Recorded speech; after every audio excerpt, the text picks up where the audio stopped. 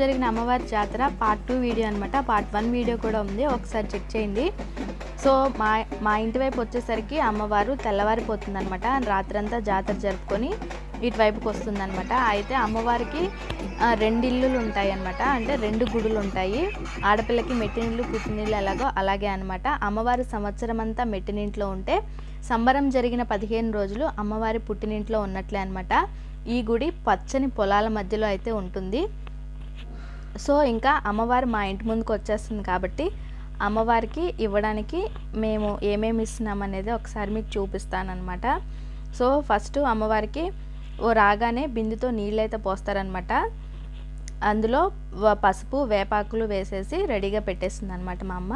Next వచ్చేసి అమ్మవారి కోసము పళ్ళెంలో చీర, అలాగే రవిక, గాజులు, పసుపు, కుంకుమ, కొబ్బరికాయలు, పువ్వులు అన్నీ కూడా అమ్మవారికి ఇవ్వడానికైతే సిద్ధం చేస్తుంది అనమాట.